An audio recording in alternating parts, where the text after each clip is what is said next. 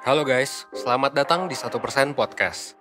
1% adalah startup life school terbesar di Indonesia yang berfokus pada isu kesehatan mental, pengembangan diri, dan edukasi life skill. So, basically 1% itu ngajarin gimana caranya agar lo bisa belajar dan berkembang menjadi lebih baik, seenggaknya 1% setiap harinya, menuju hidup seutuhnya. 1% Podcast adalah podcast yang ngebahas beragam hal menarik yang mengacu pada kurikulum 1%. Mulai dari fundamentals and basic skills, basic mental and physical problems, self-knowledge, relationship, karir dan produktivitas, filosofi, dan juga pop culture. Pada setiap subtopik yang ada, nantinya itu semua akan dibahas oleh hostnya masing-masing. Dan juga akan dibicarakan sama founder, mentor, psikolog, dan juga pakar yang expert dalam bidangnya. Lo semua bisa ngedengerin 1% Podcast via Spotify, Google Podcast, Apple Podcast, YouTube, dan juga berbagai platform podcast lainnya. So, don't miss out and stay tune karena setiap harinya kita bakalan upload di jam 10 pagi. And that's all, enjoy 1% Podcast.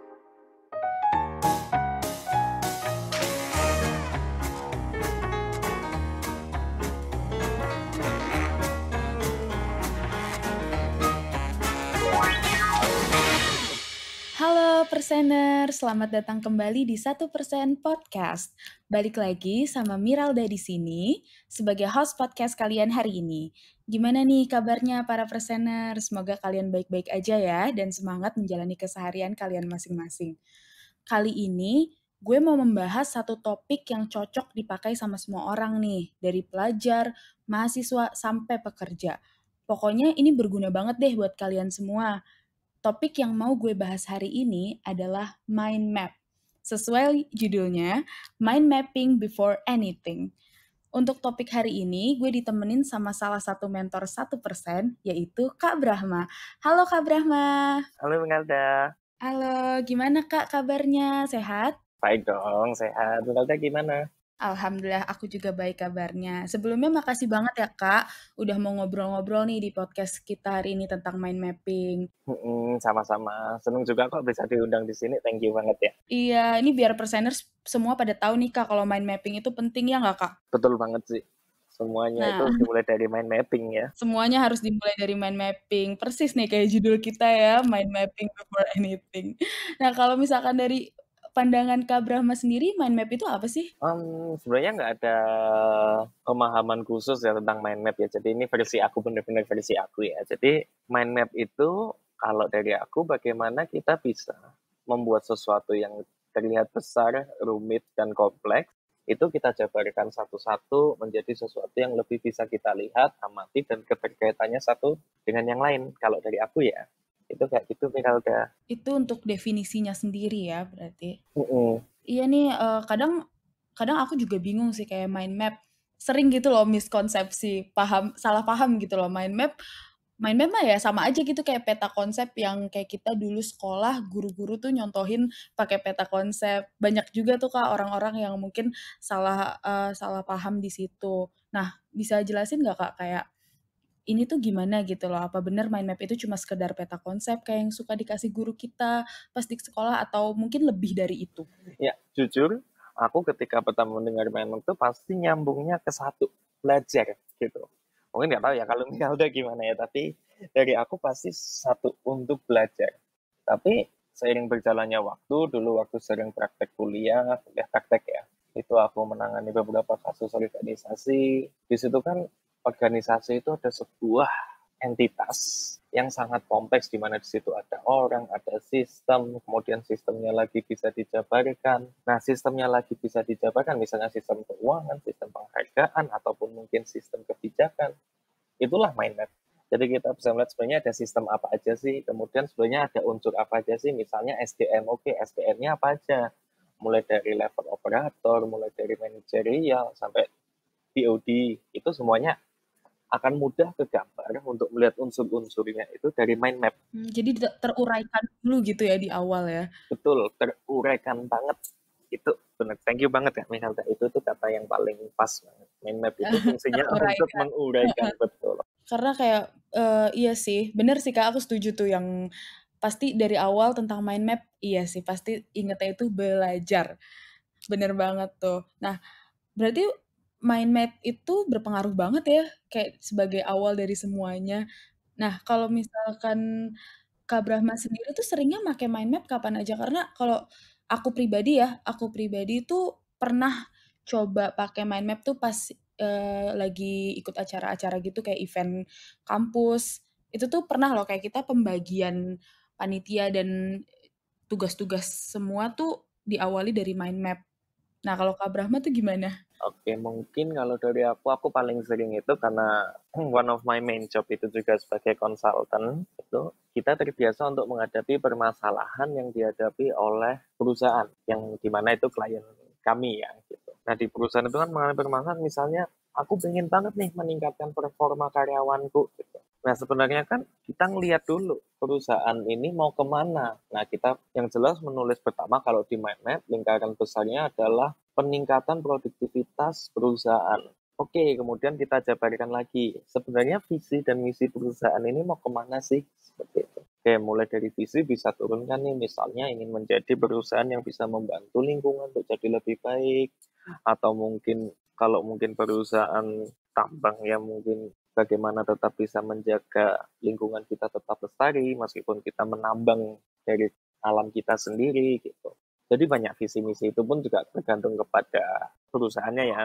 Kalau dari 1% sendiri, visi misinya itu ingin menjadi life school ya kalau nggak salah ya. Iya, betul banget, Kak. Misalnya life school nih dari 1%, kebayangkan pengennya meningkatkan supaya orang-orang itu semuanya bisa berkembang sesuai kapasitasnya gitu ya. Mhm. Nah, dari situ turun lagi nanti ngelihat misalnya selain visi misi ada culture atau value dari perusahaan. Misalnya perusahaan ini lebih menekankan achievement atau achievement individu atau achievement kelompok, kerjasama, kolaborasi. Suatu nah dari sana nanti akan semakin terbayang dan banyak-banyak faktor lainnya tentunya nggak bisa aku sebutin di sini ya, nanti bisa sampai Mhm. berjam-jam. Itu kita tahu, oh ketika kita ingin meningkatkan produktivitas dengan visi misi seperti itu, dengan value seperti ini dan target atau jumlah karyawan mungkin yang misalnya memang belum overload, work overload, oh kita bisa memanfaatkannya dengan melakukan perbaikan. Atau mungkin kita bisa melihat dari sisi teknologi, ini kenapa sih kita terasa lambat? Oh ternyata kita selama ini sistem pencatatannya kalau dari sistem, misalnya dari HR dulu, baru ke legal, dan itu semuanya terpisah, nggak terintegrasi, otomatis lama kan, karena nanti dari HR akan Iya. mengasihkan dulu, terus dari hukum nanti ngasihkan ke HR, HR ngupdate ke sistemnya sendiri gitu. Itu kan lama banget. Nah, misalnya diciptakan intervensi organisasi yang luas melalui bukan struktur organisasi ya, tapi lebih masuk ke arah penggunaan teknologi di dalam organisasi seperti itu. Mhm. Itu kalau dari pekerjaan yang sehari-hari aja. Tapi di sini juga kan sering jadi project manager. Nah, di project manager juga kita ngelihat, oke, aku akan melakukan pekerjaan A. Nah, pekerjaan A ini nanti akan melibatkan siapa saja sih? Itu aku gambarkan dulu semuanya. Kemudian, oke, kita sudah menggambarkan semua orang-orangnya, misalnya orang A ini nanti dalam proyek ini pekerjaannya apa gitu. Dan mind map ini biasanya saya gabungkan juga dengan pembuatan timeline. Jadi istilahnya apa ya? Pernah tahu nggak lah nih kalau istilahnya apa? Timeline tuh berarti kayak kita tahu ya kapan kita harus ini, kapan kita harus Betul itu, betul. sesuai gitu. Heeh. Ya itu kita kita aku sandingkan sama itu. Jadi udah kelihatan masing-masing orang itu akan melakukan apa dan menjaga juga timelinenya apakah masih on track atau off track. Ketika off track nanti Mhm. akan membuat lagi cabangnya, oh ini off track, apa yang harus aku lakukan supaya bisa on track lagi, atau aku harus memberikan pengertian nih kepada orang lain bahwa kita nggak bisa on track karena ada faktor yang mungkin nggak bisa kita kontrol nih kayak COVID misalnya ya, Iya, itu kan itu nggak bisa kita kontrol sih kalau itu. orang-orang pasti juga kalau tanyain COVID pasti COVID bikin aku di rumah terus bosan. Ya tapi daripada lebar kemana-mana gitu, itu deh kalau dari aku. Jadi pertama untuk menganalisis masalah, ngerangkum ya tadi, menganalisis masalah. Yang kedua untuk project planning, seperti itu yang paling sering aku pakai sih di dalam mind mapping ini. Oh, Itu wow, heeh, wah aku jadi tercerahkan nih, Kak, jadi tahu nih karena bener tuh yang kayak kita omongin di awal, mind mapping. Pasti tuh kita bakal salah pahamnya cuma ke peta konsep, belajar belajar dan belajar, padahal tuh banyak banget gitu loh hal yang bisa dilakuin yang diawali juga dari mind mapping itu ya, Kak. Betul sekali, mind mapping. Apa tadi? Mhm. Mind mapping before anything. Mind mapping before anything, pas banget kan tuh Iya, judulnya. iya betul banget.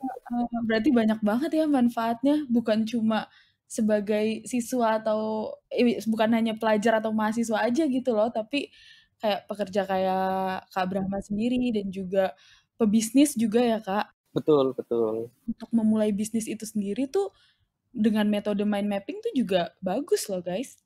Berarti banyak banget tuh ya manfaat penggunaan mind map, kayak lebih lebih prepared, kayak yang tadi juga apa tuh, katanya teruraikan, kita lebih tahu jelas juga alurnya gimana, timeline-nya juga gimana, apa masih on track atau enggak. Itu ya manfaat-manfaat dari penggunaan mind map. Ya bener nggak, Kak? Betul sekali. Pokoknya kata kunci kita hari ini uraian ya, menguraikan Iya, gitu. Nah, pokoknya kunci kita hari ini itu. kata kuncinya itu ya, penguraian ya. Heeh. Nah, kan karena kalau misalkan kita udah nggunain mind map nih, Kak, bener nggak sih kalau aku ya, kalau aku sendiri nangkepnya itu, kita tuh kok jadi lebih tahu gitu kan, kayak yang tadi udah aku bilang tentang alurnya lah, gimana, perintilannya atau apanya. Dan kalau misalkan pandanganku sih kalau misalkan kita nggak buat mind map tuh, jadi lebih kebingungan gitu nggak sih? Kayak nggak nemu sumbernya di mana, goals-nya apa, hal-hal pendukungnya apa. Betul banget, Kak Miralda. Dan sebenarnya ini salah satu tips juga ya. Jadi di dalam kemampuan analisis itu memang mungkin tidak semua orang terbiasa untuk langsung melihat keterkaitan antar bagian ya. Nah, mind map ini ternyata bisa jadi loh untuk jadi salah satu alat supaya orang itu bisa melatih analytical thinkingnya atau critical thinkingnya, kemampuan analisisnya gitu. Dan kalau memang belum terbiasa, dicatat dulu semua. Karena kan mungkin Iya. kalau di dalam organisasi beneran orang nyatet dulu semuanya itu kayak hampir, lu ngapain sih gitu kan. Nah itu mungkin tapi untuk step awal itu bisa dilakukan. Bahkan untuk kehidupan sehari-hari gitu. Berarti salah satu manfaat dari mind mapping itu ya, Kak, juga mengasah kemampuan analytical thinking dan critical thinking. Yes, betul. Wah, itu tuh penting banget tuh di dunia kerja. Oh iya nih Kak, tadi juga aku denger-denger ya, yang Kak Brama ucapin itu sering gunain mind map sebagai bagian dari analisis permasalahan. Nah tadi kan baru secara singkatnya nih, kalau misalkan kita mau tahu lebih lanjut ceritanya gimana sih Kak? Kalau misalkan mind map sebagai bagian dari analisis permasalahan? Oke. Misalnya nih, kita kan yang paling konteks paling deket sama semua orang itu mungkin pacaran ya. Atau Oh hubungan iya, asmara ya gitu kan. Karena eh, kan jadi bahas soal relationship nih, boleh-boleh, interesting interesting. entah itu nanti bertepuk sebelah tangan atau saling menyambut. Pokoknya ya asmara itu kita sering merasakan kan. Gitu misalnya permasalahan aku mengajak jalan cewek, kemudian pada suatu saat cewek itu yang tadinya suka aku ajak jalan, itu tiba-tiba misalnya nggak mau nih sama aku. Otomatis akan bertanya-tanya dong, wah kenapa kok dia tiba-tiba nggak mau gitu. Nah sebenarnya aku akan melihat lagi nih dari dalam diri, oke kenapa nih? Kenapa dia tiba-tiba tidak mau sama aku? Nah, aku bisa jabarin mulai dari mungkin sikap aku, perkataan aku, cara berpakaianku, atau mungkin menilik lagi lebih ke belakang, selama ini aku jalan sama dia ngapain aja sih? Maksudnya ngapain aja itu aktivitasnya beragam atau monoton gitu ya. Jadi kan sebenarnya tergambar kira-kira bagaimana nih permasalahannya.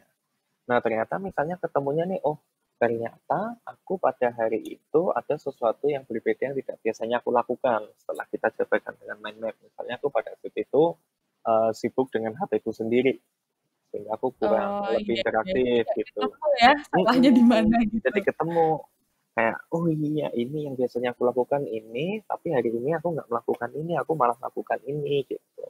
Nah terus bisa juga nanti kita komunikasikan dari jabaran mind map tadi, bagian komunikasi kita lihat, oh ternyata dia orangnya bisa diajak komunikasi tuh, gitu. Dia bisa diomongin, sorry banget, kayak gini, gitu. Iya iya setuju sih Kak soal yang itu. Berarti dari hal simpel ya yang paling mungkin sering dialamin yaitu pacaran, komunikasi ya kayak gitu. Bisa juga loh kayak mind map sendiri tuh berarti bukan cuma kayak gambaran ya mind mapping gitu loh, tapi ini emang kita menguraikan satu persatu kayak kayak ada 5W1H-nya gitu nggak sih, Kak? Betul. Kita tahu apanya, di mananya, kapannya, sampai bagaimananya kita juga tahu gitu loh. Jadi untuk soal bagian dari analisis permasalahan tuh gitu guys. Mungkin contohnya banyak juga loh, bukan cuma kayak di relationship aja ya, tapi kayak dari belajar, kerja, dan lain-lain. Oh berarti bisa disimpulkan lah ya kalau misalkan mind mapping itu tuh penting gitu untuk kita semua, bukan cuma belajar aja tapi pas ngelakuin apapun, bahkan sampai pacaran pun kita tuh perlu ya Kak, Bisa kan? kita mind map-kan gitu ya Bisa kelihatannya. di-mind map-kan, apapun bisa di-mind map-kan. Kayak judulnya apa Kak? Mind mapping before anything Before dong. anything. Ya, aduh, kita ulang-ulang terus nih judulnya. Tapi jadi belajar banget nih, jadi tercerahkan banget ya kita hari ini. Jadi kayak tahulah mind map itu gimana-gimananya. Nah, dari Kak Brahma sendiri ada lagi yang mau disampaikan? Aku pikir mind mapping mungkin terakhir aja ya. Jadi sebenarnya mind mapping itu adalah tools untuk membantu kita bisa melihat hal-hal yang besar menjadi sebuah bagian yang kecil-kecil untuk dilihat keterkaitannya. Apa ya istilahnya itu Kak, agak yang mudah. Tapi intinya itulah ya. Iya iya. Jadi kayak kita lebih tahu details-nya gitu gimana ya, di Betul, dalamnya itu ada apa aja. betul. Dan semuanya itu akan lebih mudah ketika kita mencatat atau menuangkan dalam suatu media gitu. Sehingga ketika kita lupa, kita bisa melihat lagi seperti itu. Ya, end goals-nya adalah mungkin beyond mind mapping, yaitu analytical thinking seperti itu. Dan mind mapping is just one of the tools. Tetapi kalau kita nggak berlatih dan langsung jump to conclusion, itu yang berbahaya sih, gitu. Nah, misalnya tadi masalah pacaran, terus tiba-tiba langsung, kayaknya dia lagi bete deh, dia mens gitu. Oh iya, apakah benar gitu? Padahal masih banyak faktor lain yang bisa Iya, banyak mempengaruhi gitu. faktor lain, langsung ini aja, langsung nembak aja, oh dia mens nih, kayak gitu. Kan itu sering terjadi kan, terutama kalau ngeliat Iya sih, netizen sering kita tuh terjadi, kayak, sering terjadi. aku nggak suka kentang, oh kamu nggak mendukung petani kentang ya, kayak wow, agak Wow. jumping gitu. Dan mind mapping itu menjaga kita supaya kita nggak jumping ke sana sih sebenarnya. Ini berarti cocok juga nih Kak buat netizen-netizen yang main asal nembak, main asal judge gitu aja ya. Harusnya tahu dulu tuh perintilannya gimana, details-detailsnya gimana, jangan asal nebak aja gitu. Tuh, tapi jangan sampai netizen nanti menyerang saya ya. Enggak kok Kak, malah tercerahkan loh ini, malah belajar loh ini, gimana baiknya ke depannya. Betul, betul. Jadi supaya kita, ya semua orang itu sekali lagi, kita akan terus berkembang selalu sesuai dengan kapasitas kita. Itu sih kalau dari aku, Amikalda. Iya, jadi konsultasi nih aku. Seneng deh bisa konsultasi di podcast ini dan presenter semua yang lain juga bisa denger gitu loh konsultasi kita hari ini tentang mind mapping. Ini nih Kak, buat presenters yang lagi dengerin mungkin pada merasa ini ya, kayak mereka tuh ingin menerapkan metode mind map di hidupnya kayak untuk belajar, karir, finansial, dan lain-lain. Nah, kalau yang mau tahu tips and tricks lebih lanjut atau mau lebih private lagi, boleh juga ya Kak ikut online mentoring di 1%. Bisa juga loh ngobrol langsung pribadi sama Kak Brahma sendiri atau bareng mentor-mentor lainnya, ya nggak Kak? Bisa banget dong. Selain mentoring kita bisa apa aja sih Kak? Oke, selain mentoring, mungkin sebenarnya kita bisa konseling juga dengan para psikolog, terus kita juga punya online class, punya webinar, gitu ya Kak Miralda ya. Iya tuh buat yang kalian yang pengen tahu lebih lanjut, bisa ya, bisa banget cek infonya di Instagram @1%official. Oke deh, thank you banget ya Kak Brahma udah sempetin waktunya untuk sharing hari ini ke Perseners. Iya, sama-sama seneng juga bisa sharing sih. Udah lama bener juga. Selama ini yang aku lakukan juga mind mapping namanya, tapi kan udah lama nggak pakai istilah itu ya. Iya ya, mungkin kita jadi belajar nih, jadi lebih tahu, oh ini nih mind mapping. Sebenarnya tuh kita nyiapin apa-apa tuh mind mapping. Thank you banget ya Kak sekali lagi. Sama-sama kami Kalda, thank you banget udah Jangan diundang. kapok ya Kak jadi narasumber kita Enggak dong, buat jadi ikut semakin podcast semangat lagi. nih Oke deh Perseners, kita berdua pamit undur diri ya. Jangan lupa stay tune untuk obrolan-obrolan kita di podcast selanjutnya. Sampai jumpa Perseners, bye-bye. Bye.